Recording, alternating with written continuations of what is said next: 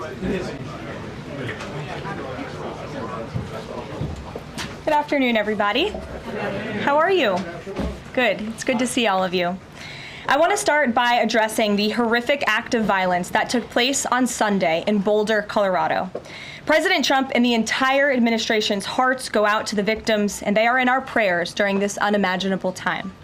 According to reporting from Fox News, the alleged attacker admitted in an interview that he wanted to kill all Zionist people and had been planning the attack for over a year and would do it again if he could. This monster used a makeshift flamethrower and Molotov cocktails to light Jewish Americans on fire in an attempt to burn them alive. The victims at the incident location in Boulder were there to rally in support of Israeli hostages who remain in Hamas captivity. 12 were injured, including a Holocaust survivor. This is pure evil. The Department of Justice has already filed federal hate crime charges against the alleged perpetrator, and he will be held accountable to the fullest extent of the law. This tragedy is a sobering reminder of the consequences of the Biden administration's failed policies. According to the Department of Homeland Security, the Boulder suspect is an Egyptian national who was in the United States illegally. He entered the U.S. during the Biden administration in August 2022 on a B-2 visa until it expired. Upon the visa expiration, he overstayed, filed an asylum claim, and was given a work authorization by the Biden administration. Instead of deporting this heinous individual, Joe Biden's administration allowed him to stay in our country and to work. President Trump sounded the alarm over these reckless Biden policies for years because this is the predictable result of letting anti-American radicals and illegal immigrants pour into our country. Immigration security is national security. And that's why the Trump administration, at the direction of our great president, has secured our border, strengthened our immigration system, and has taken immediate steps to protect the United States from foreign terrorists and other public safety threats. President Trump acted swiftly upon taking office to reform our visa issuance process to ensure that dangerous aliens who are intent on harming Americans or our national security interests are no longer admitted into our country. Under the Trump administration, aliens will only be admitted into the United States through the legal process and only if they do not bear hostile attitudes towards our citizens, our culture, our government, our institutions, or most importantly, our founding principles. Under President Trump, the United States has zero tolerance for foreign visitors who support terrorism. Violators of U.S. law, including international students, will continue to face visa denial or revocation and deportation. And illegal alien criminals will continue to be arrested and deported from our country. On that note, ICE and federal law enforcement partners just wrapped up a month-long surge operation arresting nearly 1,500 illegal aliens in the Commonwealth of Massachusetts. During the enhanced operation, dubbed Operation Patriot, ICE Boston and other federal law enforcement personnel focused on transnational organized crime, gangs, and dangerous illegal alien offenders throughout Mass. More than half of the nearly 1,500 illegals arrested had significant criminal convictions or charges pending against them.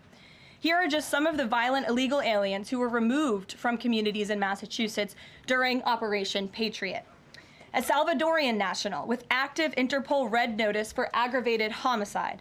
A Guatemalan national and registered sex offender who had pending criminal charges in Boston for 5 counts of indecent assault and battery on a person 14 or over. A Honduran national who was last arrested for rape, indecent assault, and battery of a person 14 or over.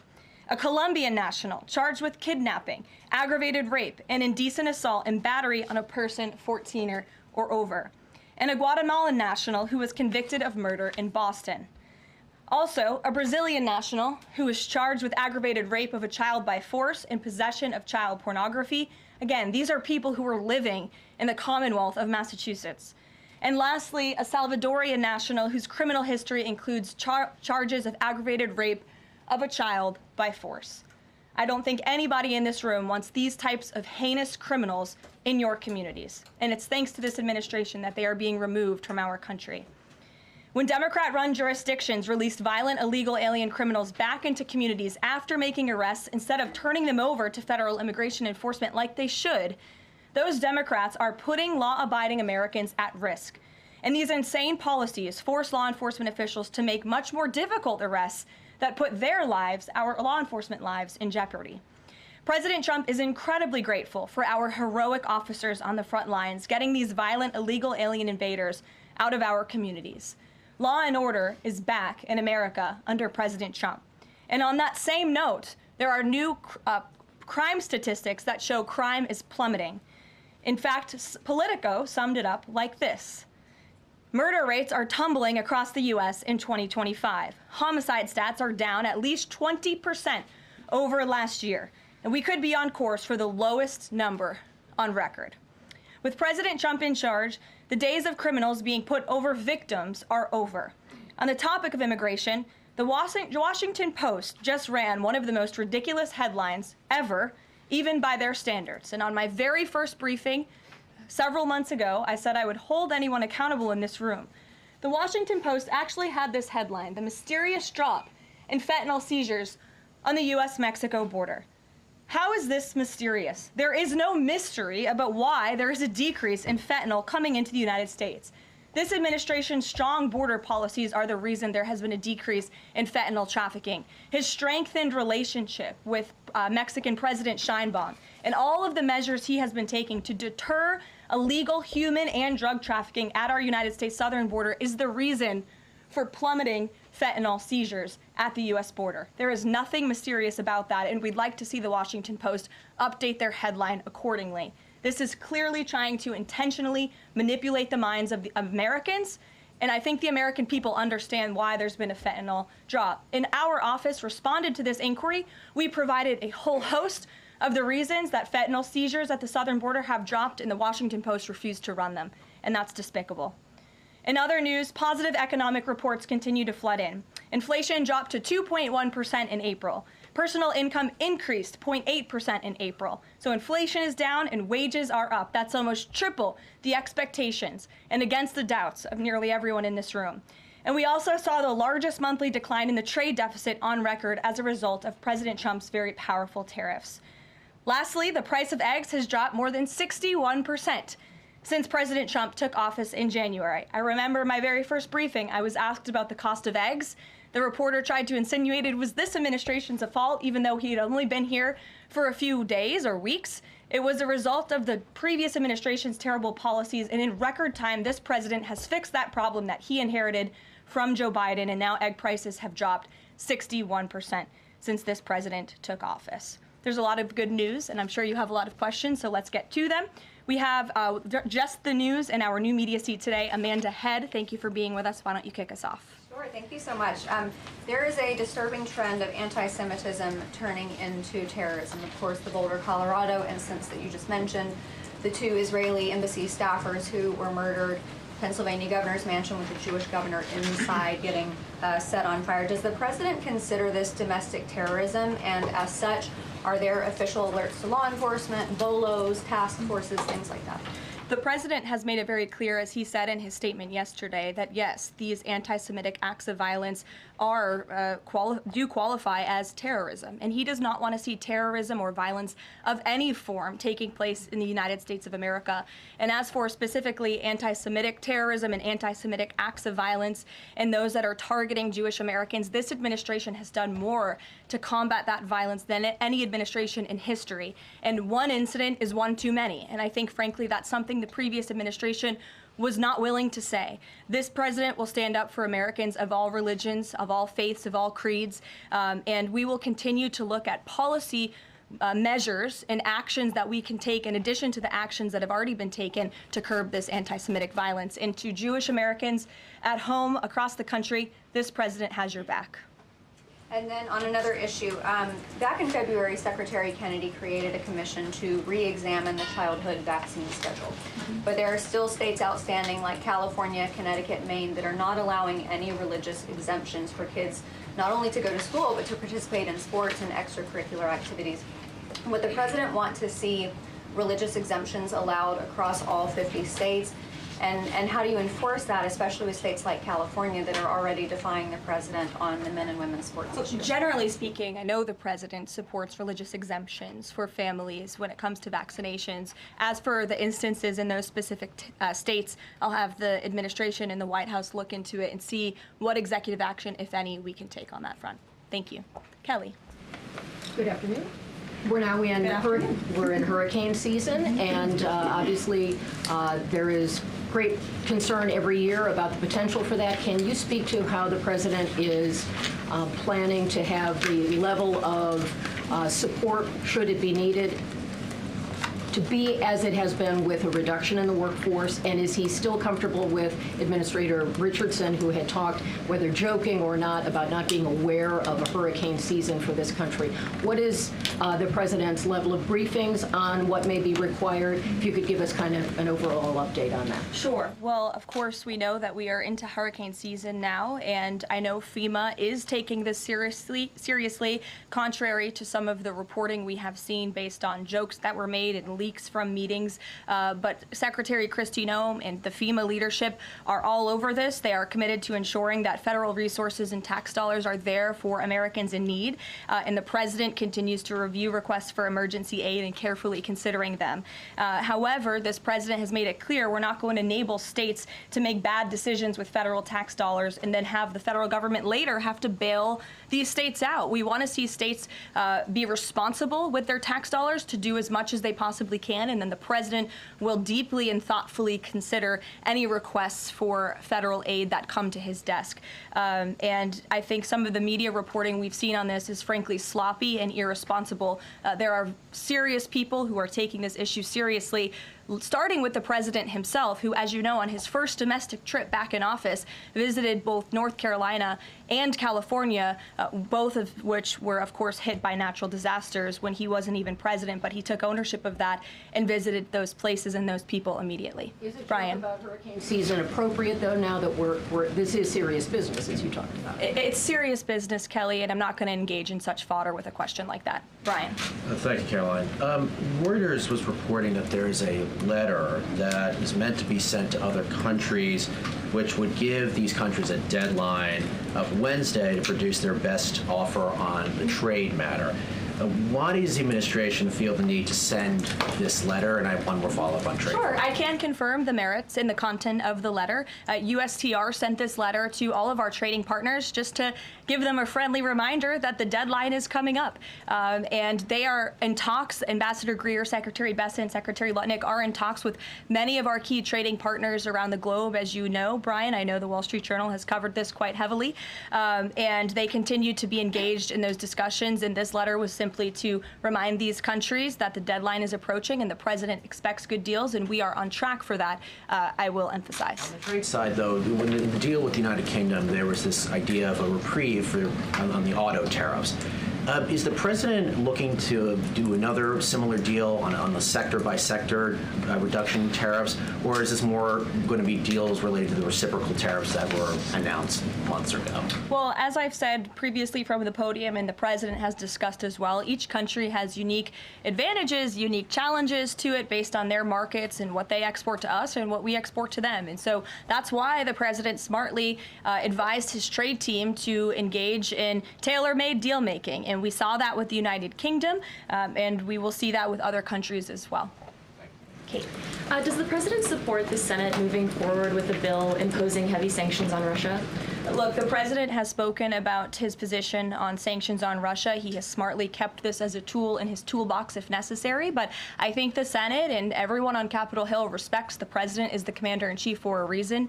And as you know, Russia and Ukraine engaged in direct talks yesterday. That was at the encouragement of this president when he spoke to both leaders of both countries via phone just a couple of weeks ago. And so I would just like to remind everybody how far we have come in just 4 months. I mean, it was inconceivable last year at this time for Russia and Ukraine to be engaged in direct talks. And it's because of the president's insistence and determination to get this war to an end that these countries sat down yesterday. So he's willing to use sanctions if he needs them, and the Senate and the Capitol Hill understand that the president is the commander-in-chief and he's leading United States foreign policy as he should. And on Iran, the president said that the U.S. would not allow for any uranium enrichment, but the proposal offered to the Iranians reportedly allows for low levels of enrichment. Can you explain that discrepancy? I'm not going to comment on alleged details of the report. We're not going to negotiate through the media out of respect for these ongoing discussions and negotiations that Special Envoy Witkoff is leading. The president made his position very clear on Truth Social last night. In fact, it couldn't be any more clear, and I would reiterate that's his position. Special Envoy Witkoff sent a very detailed and acceptable proposal to the Iranian regime that the president hopes they will accept, and if not, they will face grave consequences, as the president himself has reiterated. Sure. Thanks, Caroline. You're welcome. A couple of things, if I may. Firstly, can you confirm whether or not President Trump is going to be going to the NATO summit in The Hague later this month? I can confirm he will be going to the NATO summit, yes. Great, thanks. And another question on the Netherlands, in fact. Just wondering if you have any reaction to the collapse of the Dutch government there after the anti-EU and anti-Islam leader Geert Wilders, who's been described as a Dutch Trump, pulled out of the government there.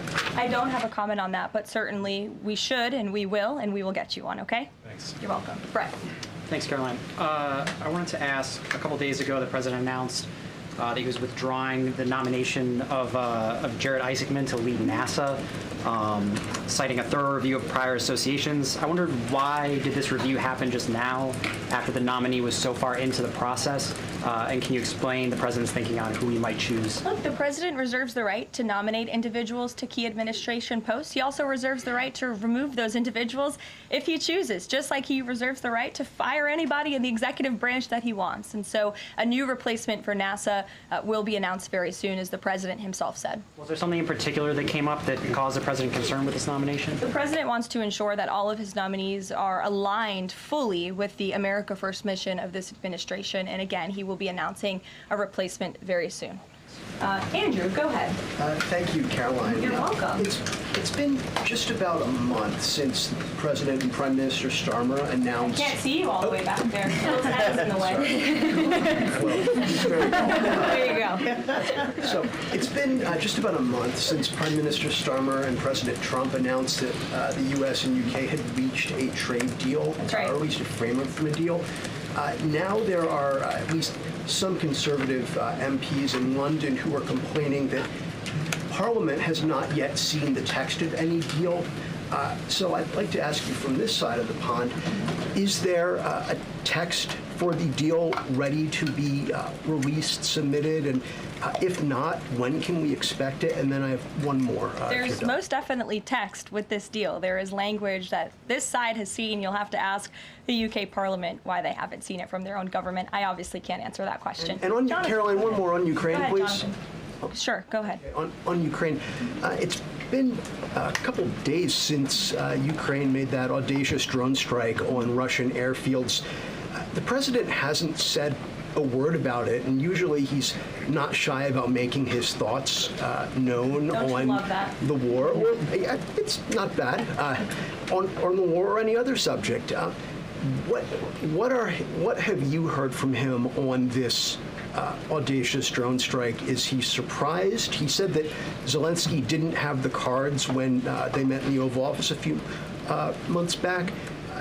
Does Zelensky possibly have some cards that the president hadn't known about? Look, the president's thinking on the Russia-Ukraine war as it stands, I spoke to him about it just this morning, is he remains positive at the progress that we've seen. Again, he urged both leaders to sit down and talk directly with one another, and they did that. Russia handed over a memorandum of peace, or a peace plan, or a suggestion of one, I understand, to the Ukrainian side. They also agreed upon the exchange of prisoners or hostages from each other's countries. So he remains positive about the progress that we're seeing, but he also is a realist, and he realizes these are two countries that are at war and have been for a long time because of his predecessor's weakness and incompetence. So he's working hard to solve this conflict, and that's where his mind is right now on it. Jonathan, go ahead. Thank you. Same topic, just to put a finer point on it. Does President Trump approve of Ukraine's decision to strike nuclear-capable bombers in Russia? I would like to let the president speak on that himself. And just to follow up, has the president... I would just add to that, the president does not want to see this war prolonged. He wants the fighting to stop, he wants people to stop dying, and he wants this to be solved at the negotiating table. The reason he is so deeply involved and has spent so much time and effort on this war is because he hates to see people dying. Again, these are not Americans that are being killed. These are Russians and these are Ukrainians. This is a war very far away. But this president truly cares about peace, and that's what he wants to see. What is President Trump doing to ensure that a similar internal drone attack doesn't happen here in the US, given this was done at pretty low cost, very stealthily? You know, it obviously raises questions about our own security, particularly for US aircraft here. It absolutely does, and that's why the president nominated Secretary Hegseth and has approved some of the changes that have been made at the Pentagon to ensure that we have the most lethal fighting force in the world, and that the United States military is the best, the biggest. That's why he wants the One Big Beautiful Bill to be passed, because it increases our defense spending. It's why he also launched the announcement of the Golden Dome to prevent from missile strikes and attacks in the future. And the president has a full understanding, I can tell you because I've spoken to him about it, about the future of warfare and how drones are a big part of that. And I will not get ahead of our policy team, but I think you can expect to see some executive action on that front in the very near future. Caroline. Caitlin. Two questions for you as well. On the Big Beautiful Bill, you said recently that it is, quote, blatantly wrong to say that it adds to the deficit. You essentially said that an estimate from the Congressional Budget Office and other scorekeepers you believe are wrong. But Republicans like Ron Johnson and Rand Paul disagree. They are saying that it will add to the deficit. That is their concern. Is the White House's position that those two Republican senators are, quote, blatantly wrong? It is. Those senators, it's not news that they disagree with this president on policy, and the president has vocally called them out for it and for they're not having their facts together. I would add the Congressional Budget Office has been historically wrong. In fact, they predicted the Trump tax cuts from the president's first term in 2017. Their prediction was wrong by $500 billion. Those tax cuts had nearly $500 billion more of revenue than the Congressional Budget Office scored. And I would also point out, I don't think many people know this, there hasn't been a single staffer in the entire Congressional Budget Office that has contributed to a Republican since the year 2000. But guess what? There have been many staffers within the Congressional Budget Office who have contributed to Democrat candidates and politicians every single cycle since. So unfortunately, this is an institution in our country that has become partisan and political, and we are very confident in our own economic analyses of this bill. There is $1.6 trillion in savings, and our Office of Management and Budget Director, Russ Vought, is a fiscal hawk. He is well known in this city for being a well-respected fiscal hawk. He has tools at his disposal to produce even more savings. And as you know, the White House will be sending our rescissions package to Capitol Hill today. And on immigration, the other day that the Homeland Security Secretary said, and I'm quoting her now, that an illegal alien threatened to assassinate President Trump and highlighted his arrest. A man has now admitted to framing him, saying that he wrote the letter that the DHS Secretary Kristi Noem posted online. Last I checked before I came into the room, that post was still up from DHS. Does the White House expect them to issue a clarification or a correction on that front? We can ask the Department of Homeland Security and get back to you. Jeff. Caroline, is the United States putting pressure on China to release its hold on rare earths that are hurting car companies and technology companies now that require that for their products, and is that pressure working? Well, I can assure you that the administration is actively monitoring China's compliance with the Geneva Trade Agreement. I know the United States, on our end, we have complied with the terms that we set, and our administration officials continue to be engaged in correspondence with their Chinese counterparts. And as you all know, and I know there's a lot of interest in it, there will be a leader-to-leader talk very soon. And when that happens, as always, we will let you know. Also in Asia, just does the White House have a reaction to the results of the election in South Korea? Yes, we do. In fact, let me find it here for you. Should be somewhere in here. Thank you. We do not, but I will get you on, Jeff. Go ahead. Thanks, Caroline. Two questions on trade. Is this letter that was sent to trading partners a sign that the president isn't satisfied with the pace of these negotiations? Is he trying to light a fire under these talks now? Well, look, the president has been very direct to our trading partners in his conversations with them, with foreign leaders directly, that they need to cut deals with the United States of America. The tariff agenda of this president, he believes very strongly in it. And as you've all seen, he's unafraid to use tariffs to protect our industry countries and protect our workers, but he wants to see these tailor-made deals be signed. And I will tell you, of course, I never want to be the one negotiating with the press about these internal discussions and deliberations, but our team, who is deeply involved in this, sees these deals moving in the right direction. In fact, Ambassador Greer is in Paris right now meeting with many of our trading partners. We should still expect this flurry of deals in the next 36 days, and the plan is still for those full tariffs to go back into effect on July 9th. The plan is for the announcement of these deals to be made very, very soon, yes. Sure. Thank you, Caroline. You're welcome. So Governor Whitmer confirmed that she spoke with President Trump about the possibility of pardoning the plotters against her, the kidnapping case. She didn't give us an idea of what the president's reaction was to that. Do you have any information about what he said? Well, I won't reveal the president's private discussion unless he gives me liberty to, but I will reiterate what he said publicly when he was asked by one of the journalists in this room in the Oval Office a couple of weeks ago about the pardons. He said it's something he would look at, nothing more, nothing less. Haley, go ahead. Thanks, Caroline. And then to Kelly next to you. Thank you. When it comes to the leader-to-leader call with Xi Jinping this week, what is the president's expectation of this call? Is he looking for concrete outcomes out of this, or is he looking to kind of warm relations as these trade talks are ongoing? Well, President Trump and President Xi have shared a respectful relationship throughout the years. And again, I won't get ahead of the president on that call, but as always, after, you'll hear directly from the president or from myself or someone else here at the White House. Kelly. Caroline, thank you. I want to get back to the anti-Semitic behavior that's been going on college campuses, as well as recently in Boulder, Colorado. The president, as you know, has the White House Faith Office, the Religious Liberty Commission, as well as the Anti-Task Force on anti-Christian bias, which includes anti-Semitism. From a whole of government perspective, and the president has already mentioned how he hates these kinds of acts that have been going on, can these entities and these agencies work together with the president to put out a proactive campaign to help people stop the hate?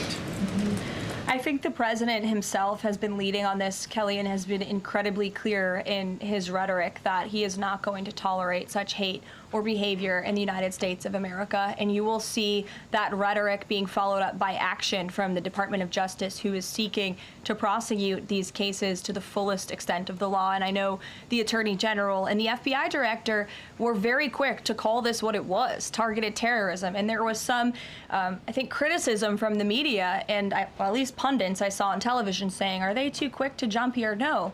They see the facts and they reveal those to the American people, and they're transparent. And I think, frankly, that's a breath of fresh air from what we experienced in the previous administration. Are there programs that they can put in place to campaign against this kind of violence, to actually take the whole approach and say, we want to get ahead of you. If you're thinking it, don't do it. And if you're going to do it, sit down and talk to someone within the Faith Office, within the Religious Liberty Commission, as well as the task force. Yeah, surely. It's a good idea, and I'll pass it along to them. Peter. Thank you, Caroline. When you look at these last-minute Biden pardons, the big ones, Biden siblings, Fauci, January 6th committee. That's right. Most of the big ones have the same very neat signature. We would expect that probably to be the autopen. There is one that looks different. It looks authentic. In fact, if you look at the last name, it almost looks like the president was having a hard time spelling his last name there. Is this White House of the opinion that the only pardon that would count is one that the president signed himself? It's very interesting. Very interesting props. If you want to bring them to my office later so I can take a closer look, I would like to do that. The president is making a good point when he discusses the usage of the autopen. Who was running the country for the past 4 years?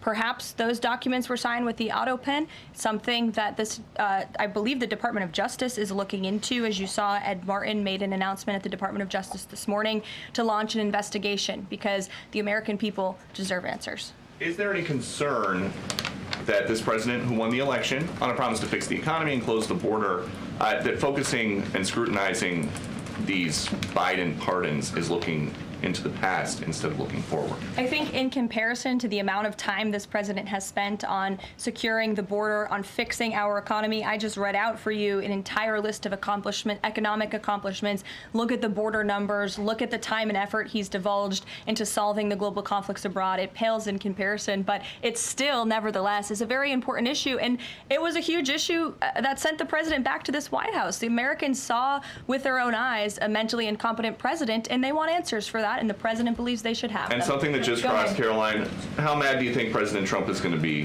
when he finds out that Elon Musk said, "I'm sorry, but I just can't stand it anymore. This massive, outrageous, pork-filled congressional spending bill is a disgusting abomination.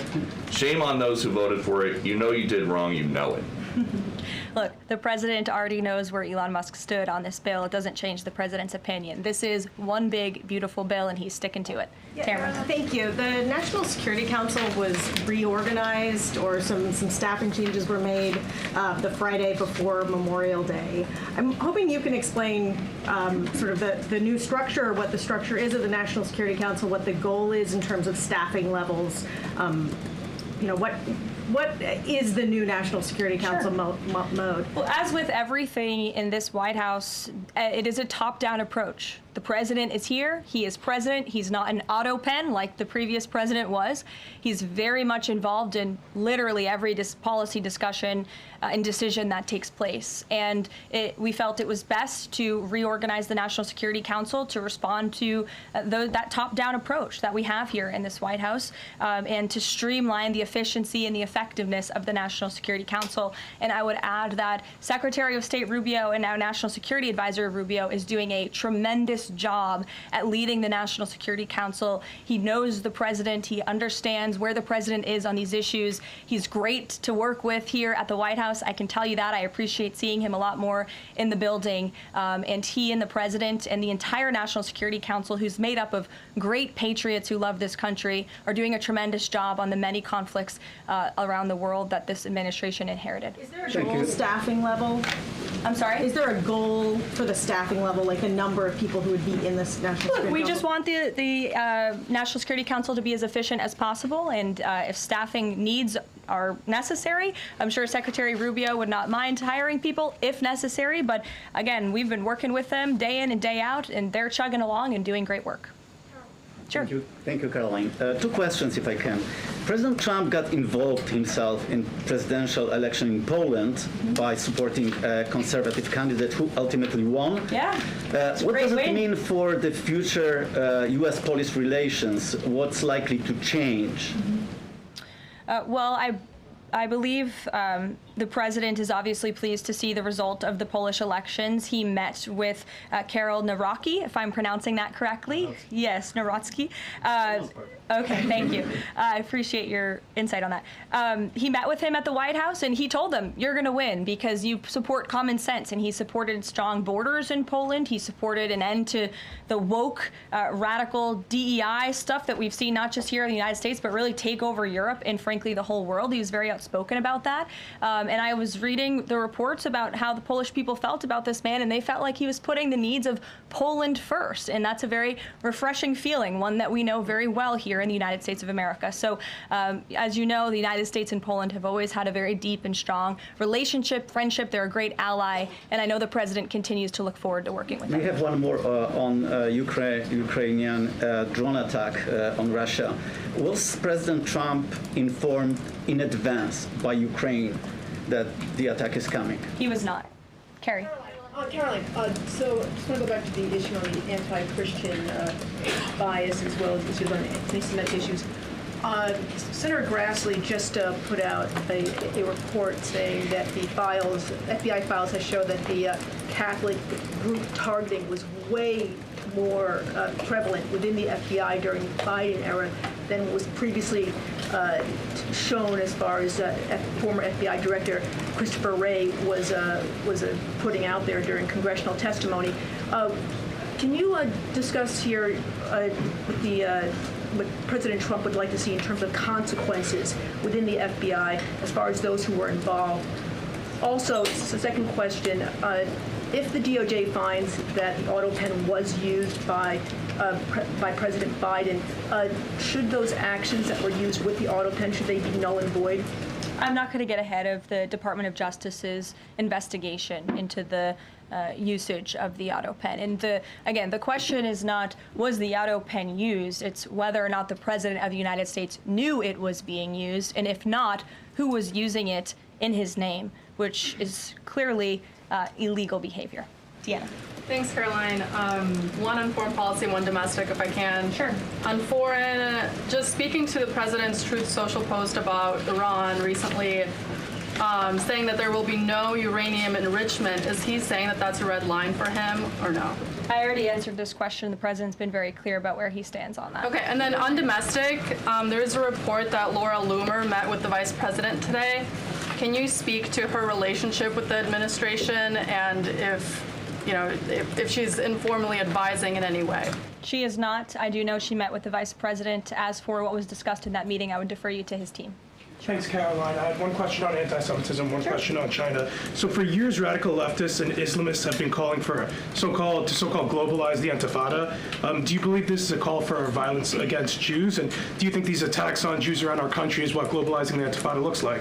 I don't want to speak to the merits of those claims without looking into them, but as I said, any violence against Jewish Americans will be prosecuted to the fullest extent of the law. Absolutely. And also, Secretary of State Rubio made an announcement saying he'll be revoking visas of certain Chinese students, including those with connections to the Chinese Communist Party. Does that include sons and daughters of politicians, presidents, and chairmen? Again, Secretary of State Rubio has the right to revoke visas, and he made the announcement that the State Department will begin to aggressively revoke those visas of Chinese students who are in our country, namely those with Chinese Communist Party ties, or those who could be a threat to our national security and the interests of the United States. Should both of you, go ahead and then back to you. Thank you. There are now reports that Israeli forces are firing on Palestinians trying to get aid from the Gaza Humanitarian Foundation. After 20 people, according to the Red Cross, have arrived to the hospital that they've set up with gunshot wounds, have died from them. Is this administration aware of these? And I mean, what is being done to address this situation? The administration is aware of those reports, and we are currently looking into the veracity of them because, unfortunately, unlike some in the media, we don't take the word of Hamas with total truth. We like to look into it when they speak. Unlike the BBC, who had multiple headlines, they wrote, Israeli tank kills 26, Israeli tank kills 21, Israeli gunfire kills 31, Red Cross says 21 people were killed in an aid incident, and then, oh wait, they had to correct and take down their entire story, saying we reviewed the footage and couldn't find any evidence of anything. Oh. Okay, so we're going to look into reports before we confirm them from this podium or before we take action, and I suggest that journalists who actually care about truth do the same to reduce the amount of misinformation that's going around the globe on this front. John. About the change in the leadership of the organization, what does that mean going forward, and why so early on is this happening? What organization? The Gaza Humanitarian Foundation. Well, look, this was a creative idea that the president called for to get aid into the region. These people were desperate and starving, and the president didn't like seeing imagery of that, and he wanted to ensure that aid was brought in with the approval of Israel for understandable reasons. We will never forget the brutal attack on October 7th. And again, this is something that the previous administration was unwilling to put the time and effort into doing. John. Thanks a lot, Caroline. I want to bring it back to the way you began your briefing, talking about the president's mass deportation program and his priorities. 40% of crop farm workers in the U.S. are undocumented, and that's according to the Agriculture Department. Do they have a carve-out in terms of the president's mass deportation program? The president and the Trump administration have been very clear. If you are in the country illegally, you are subject to deportation. Is there any concern that, given that large number, if that number is correct, 40% of crop farm workers being undocumented, that could impact the food supply here in America if those individuals that obviously help pick crops all across the country are deported en masse? Again, this administration is focused on deporting individuals who are in our country illegally. It's something we have to do. We cannot allow the previous administration's invasion of our country of illegal immigrants to continue. We just can't have it. And this is a law and order president. As for our farmers and their concerns, they have a president who has their backs and listens to their concerns and hears them. But we also have a legal pathway to come to this country and work specifically for agricultural work. So there's a legal way to do it, and we encourage that legal pathway, and we're currently working on strengthening our legal immigration system for that reason. Sure. Thank you, Caroline. Just wanted to follow up on your statement last week regarding the Maha report. Sure. You said that there was, you said, I understand there were some formatting issues with the Maha report that are being addressed, and that report will be updated. We also understand that since that, there have been some citations that came about. There's citations of studies that either did not exist or did not back up the report's conclusions. So when you were referring to formatting errors, is that what you were talking about, or was it, could you just explain that? Yeah, that's what I was talking about. There were formatting errors, and those errors were updated by the proper policy components here at the White House, and a new report was issued. So exactly what I said took place. Sure, go ahead, Alec. Yeah, good to see you. Good to see you. Congresswoman Mary Miller suggested that changing Pride Month to Family Month. I would personally like to see maybe a nuclear family month. Some people are saying, let's get a Veterans Month. Does the president have any plans on making a proclamation, or is it just going to be June this year?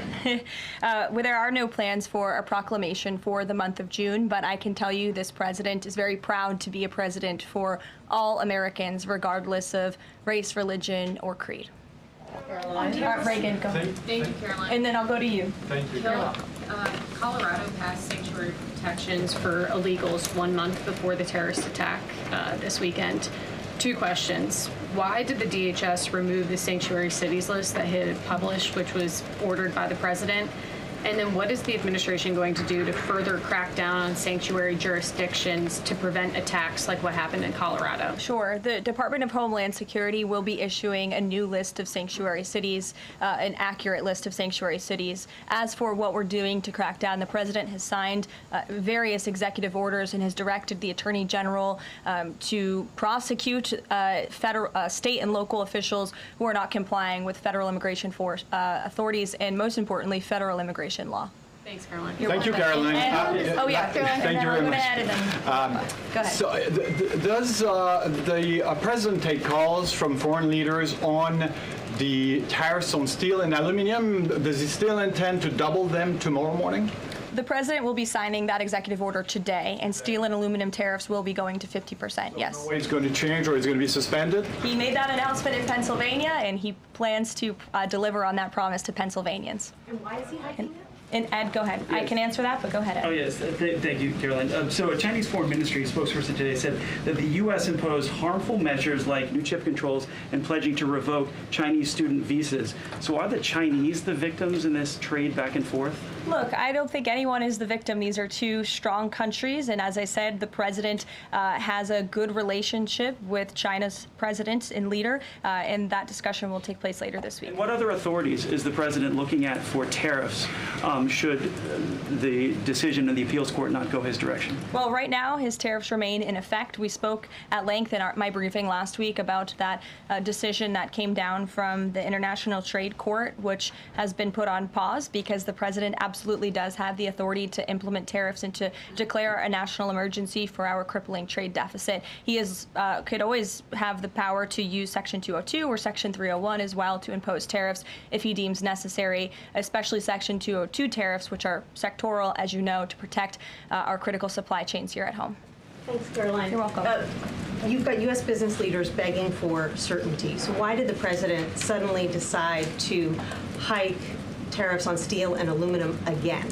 You also have U.S. business leaders begging to meet with this president and begging to come to the White House to talk to him because they know that he is a negotiator in chief, that he's making good deals on behalf of the American worker and the steel worker, in particular when it comes to the steel and aluminum tariffs, which he discussed in his speech at length at Pennsylvania, and the need for them.